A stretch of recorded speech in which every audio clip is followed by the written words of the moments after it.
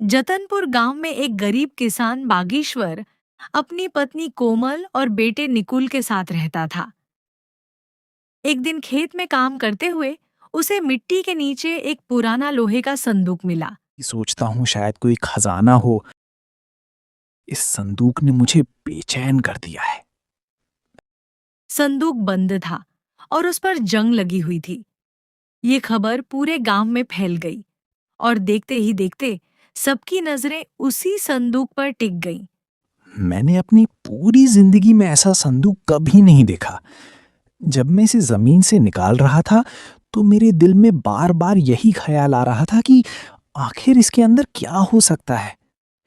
कभी सोचता हूँ शायद कोई खजाना हो, कभी लगता है शायद सिर्फ पुरानी चीजें हों। लेकिन एक बात जरूर है, इस संदूक ने मुझे बेचैन कर दिया है। आप इसे मामूली चीज समझ रहे हैं, लेकिन हो सकता है किस्मत ने पहली बार हमारे दरवाजे पर दस्तक दी हो। हमने पूरी जिंदगी गुर्बत में गुजारी है। अगर इस संदूक में दौलत हुई तो हमारा बेटा बेहतर जिंदगी गुजार सकेगा। मैं नहीं कहती कि हम लालच करें, लेकिन कम से कम हमें ये तो जानने का हक है कि इसके अंदर क्या है। माँ, मुझे भी तजस्सुस है, लेकिन मुझे अजीब सा डर भी महसूस हो रहा है। जब से ये संदूक घर आया है, सब लोग इसी की बात कर रहे हैं। मुझे लगता है जैसे ये संदूक हमारे घर सुकून नहीं, बल्कि कोई आजमाइश लेकर आया है। दोपहर को हीरा लाल, गांव का सबसे लालची आदमी, संदूक की खबर सुनते ही भागेश्वर के घर की तरफ निकल पड़ता है।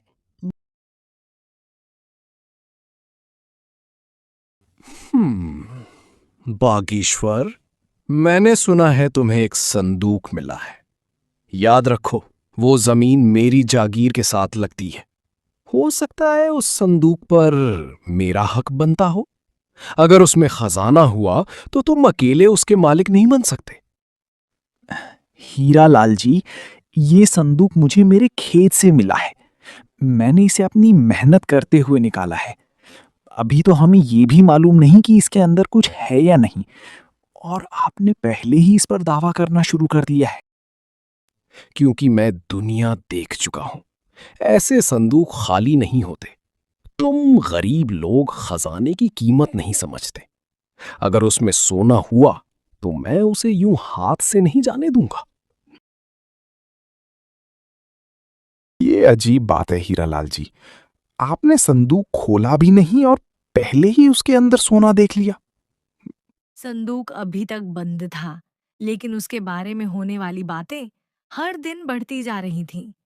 हर व्यक्ति अपनी अपनी कहानी बना रहा था। शाम को भागेश्वर और उसकी बीवी बाबा जगदीश के घर पहुंचते हैं। मैं तुम सब की बातें सुन रहा हूं। हैरत की बात यह नहीं कि संदूक मिला है। हैरत की बात यह है कि तुम सब ने उसे खोले बगैर उसके अंदर खजाने देखने शुरू कर दिए हैं। असल खतरा संदूक के अंदर नहीं, बल्कि तुम्हारे दिलों के अंदर पैदा हो रहा है। बाबा जगदीश, अगर वाकई इसमें दौलत हुई तो क्या हमें इसे कबूल नहीं करना चाहिए? आखिर हमने भी बहुत मुश्किलात देखी हैं। बेटी, दौलत बुरी नहीं होती, लेकिन दौलत हासिल होने से पहले उसकी मोहब्बत दिल में घर कर जाए तो वो मुसीबत बन जाती है।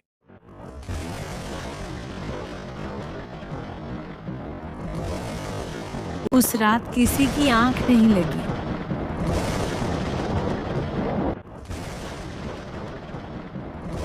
हर कोई उसी संदूक के बारे में सोचता रहा।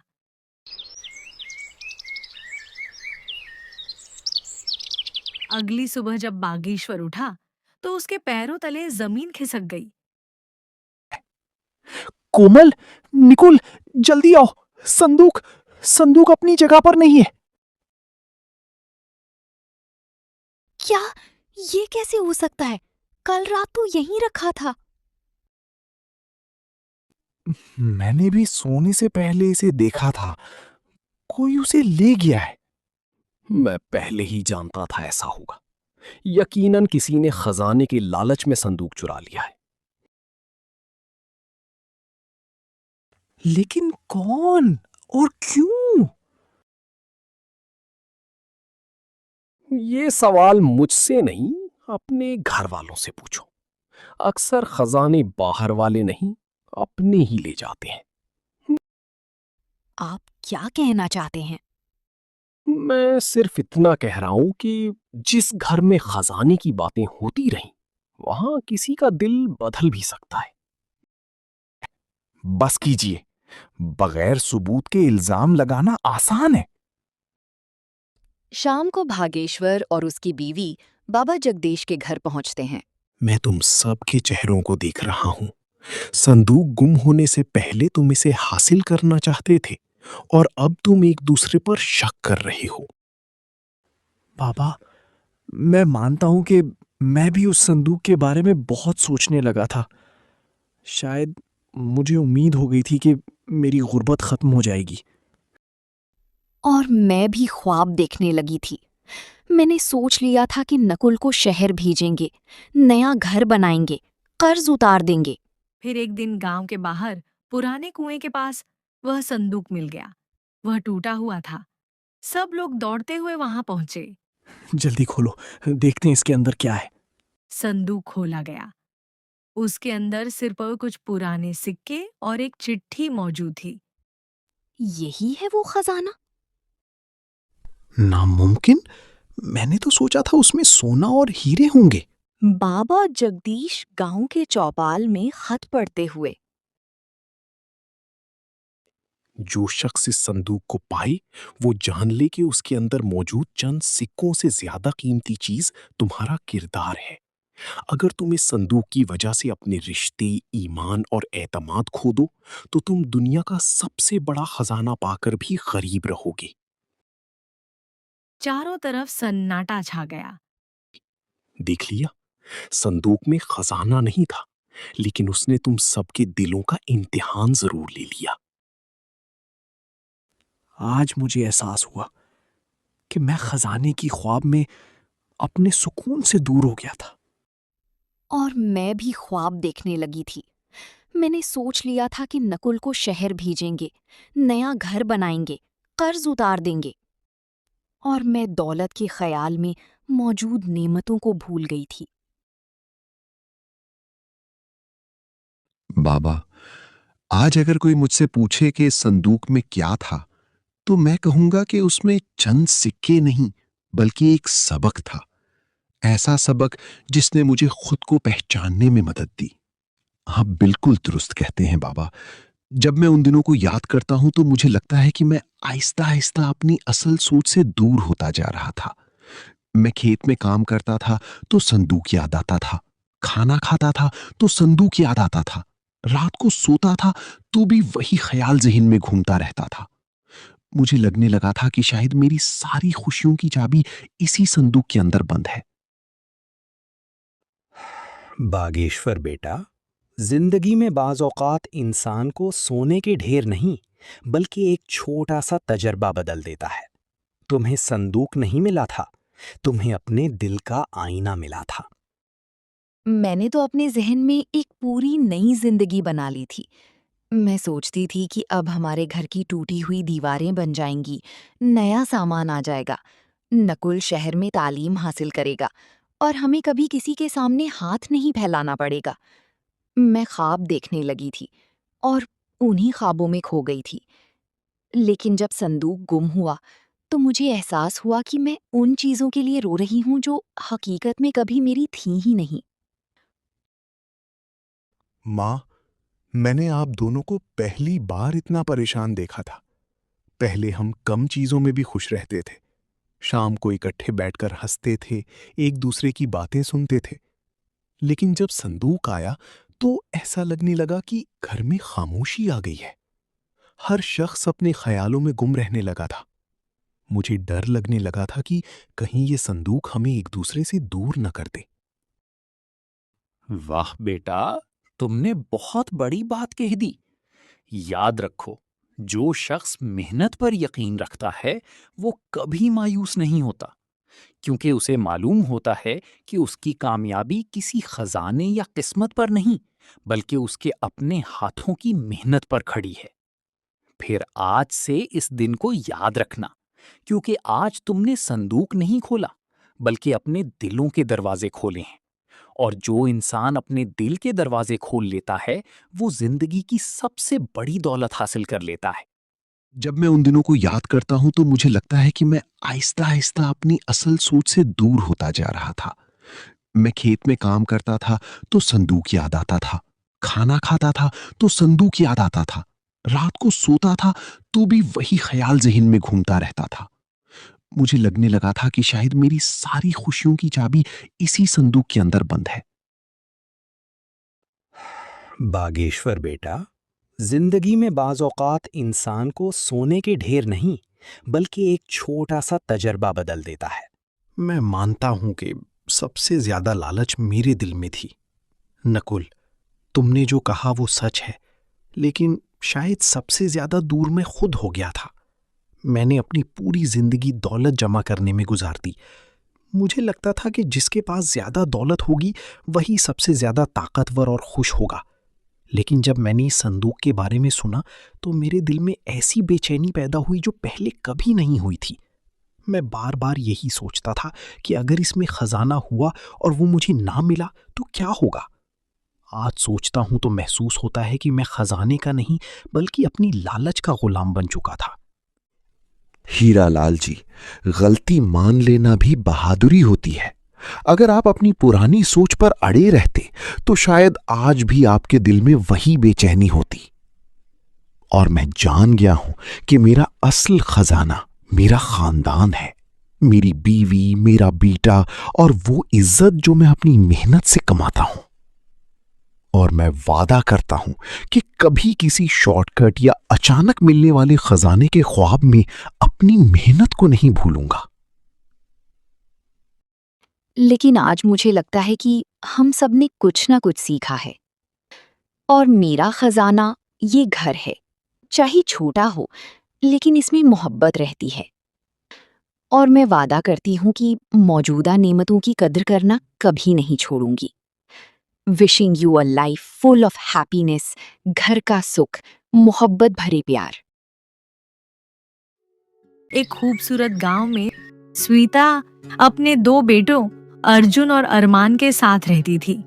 कई साल पहले उसके शौहर का इंतकाल हो चुका था। उस दिन के बाद स्वीता ने माँ और बाप दोनों का किरदार अदा किया। वह दिन रात मेहनत करती, लोगों के कपड़े सीती और घरों में काम करती ताकि उसके बच्चे भूखे न सोए। एक शाम स्वीता सहन में अपने बेटों के साथ बैठी हिसाब किताब कर रही थी। उसकी आंखों में परेशानी साफ नजर आ रही थी। माँ, आप सुबह से खामोश बैठी हैं, क्या बात है? बेटा, तुम दोनों के कॉलेज में दाखिले का वक्त आ गया है, मगर मेरे पास इतने पैसे नहीं कि मैं तुम दोनों को शहर पढ़ने भेज सकूं। यह सुनते ही दोनों भाई खामोश हो गए। माँ, अरमान को भेज दो, मैं कोई काम कर लूंगा। अरमान फौरन बोला, नहीं भाई, आप हमेशा क्लास में अव्वल आते हैं। आपका ख्वाब बड़ा अफसर बनना है। अगर कोई जाएगा तो वो आप होंगे। नहीं बेटा, तुम दोनों मेरे लिए एक बराबर हो। माँ, अगर भाई कामयाब हो गए तो समझो मैं भी कामयाब हो गया। यह सुनकर स्वीता की आंखों से आंसू बहने लगे। आखिरकार अरमान अपनी तालीम कुर्बान कर देता है और एक होटल में किचन हेल्पर की नौकरी कर लेता है, जबकि अर्जुन शहर जाकर तालीम हासिल करने लगता है। 4 साल बाद एक बड़ी चमकती हुई गाड़ी गांव के बाहर आकर रुकी। अरे, ये तो अर्जुन लग रहा है। वाह, लगता है बड़ा आदमी बन गया है। अर्जुन सूट पहने गाड़ी से उतरा। माँ, अर्जुन, मेरे बच्चे।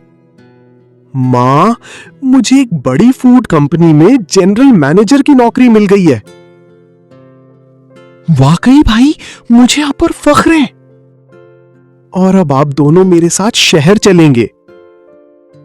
स्वीता की खुशी की कोई हद न रही। चंद दिन बाद तीनों शहर मुंतकिल हो गए। शुरू शुरू में सब कुछ बहुत अच्छा था। लेकिन वक्त के साथ अर्जुन के अंदर गुरूर आना शुरू हो गया। एक दिन अर्जुन खुशी से घर आया। माँ, कल मेरी कंपनी के मालिक हमारे घर डिनर पर आ रहे हैं। अरे वाह, ये तो बहुत बड़ी बात है।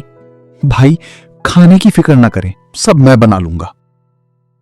देखो अरमान, ये कोई आम मेहमान नहीं है।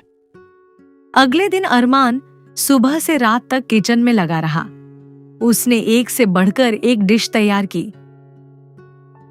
शाम को कंपनी का मालिक घर पहुंचा। खाना खाते ही उसकी आंखें हैरत से फैल गईं। वाह, ये खाना किसने बनाया है? सर, मेरे भाई ने। तुम्हारा भाई? ये तो किसी प्रोफेशनल शेफ का काम लगता है। फिर मालिक ने अरमान को बुलाया। बेटा, क्या तुमने कभी किसी शेफ एकेडमी से तालीम हासिल की है? नहीं सर, मैंने तो बस होटल में काम करते हुए सीखा है। तुम में गैर मामूली टैलेंट है। यह सुनकर अरमान खुश हो गया, लेकिन अर्जुन के दिल में पहली बार हसद पैदा हुआ। उस रात अर्जुन सोचता रहा, मैंने इतनी मेहनत से डिग्री हासिल की और ये बगैर पढ़े मुझसे ज्यादा तारीफें समेट रहा है। अगले दिन मालिक ने अरमान को कंपनी में शेफ के ट्रायल के लिए बुला लिया। यह सुनकर अरमान खुशी से झूम उठा, मगर अर्जुन को यह बर्दाश्त न हुआ। रात को जब सब सो गए तो अर्जुन चुपके से उठा और अरमान की खास रेसिपी बुक उठाकर छुपा दी। सुबह, माँ, मेरी रेसिपी बुक कहाँ गई? मेहनत थी। यहीं तो रखी थी बेटा। फिर भी अरमान हिम्मत करके ट्रायल के लिए पहुंच गया। कंपनी में बड़े बड़े शेफ मौजूद थे। अरमान ने डिश तैयार करना शुरू की, मगर रेसिपी बुक न होने की वजह से वह परेशान था। इसी दौरान कंपनी के मालिक ने सिक्योरिटी रूम से एक वीडियो देखी। वीडियो देखकर वह चौंक गया। ये क्या? चंद मिनट बाद अरमान, अर्जुन और स्वीता को दफ्तर में बुलाया गया। कमरे में खामोशी छा गई। अर्जुन, क्या तुम जानते हो मैंने तुम्हें यहां क्यों बुलाया है? नहीं सर। वीडियो में साफ नजर आ रहा था कि अर्जुन ने अरमान की रेसिपी बुक चुराई थी। अर्जुन की आंखों में आंसू आ गए। हाँ, मैंने किया। मैं डर गया था। मुझे लगा सब तुम्हें मुझसे ज्यादा पसंद करने लगेंगे। भाई, मैं तो हमेशा आपको अपना हीरो समझता था। अरमान, तुम जानते हो मैंने तुम्हें यहां क्यों बुलाया था? शेफ की नौकरी के लिए? नहीं, मैं अपनी नई रेस्टोरेंट चेन शुरू कर रहा हूं। मुझे सिर्फ एक शेफ नहीं, बल्कि एक ईमानदार और अच्छे दिल वाला इंसान चाहिए था। अरमान खामोशी से सुन रहा था। जब तुम्हारे भाई ने तुम्हारे साथ इतना बड़ा धोखा किया, फिर भी तुमने उसके लिए माफी मांगी। आखिर वो मेरे बड़े भाई हैं सर। इसीलिए आज से तुम सिर्फ मुलाजिम नहीं, बल्कि मेरी कंपनी के पार्टनर हो। क्या? क्योंकि हुनर सिखाया जा सकता है, लेकिन अच्छा किरदार नहीं। अरमान की आंखों से खुशी के आंसू निकल आए। अर्जुन फौरन अपने भाई के कदमों में बैठ गया। मुझे माफ कर दो अरमान, मैं अच्छा भाई नहीं बन सका। भाई, ऐसा ना करें, आप हमेशा मेरे बड़े भाई रहेंगे। दोनों भाई एक दूसरे के गले लग गए। स्वीता रो रही थी, मगर इस बार ये खुशी के आंसू थे। उस दिन के बाद दोनों भाई मिलकर काम करने लगे। एक भाई कंपनी का मैनेजर था और दूसरा पार्टनर, मगर दोनों के दिलों में एक दूसरे के लिए पहले से ज्यादा मोहब्बत थी।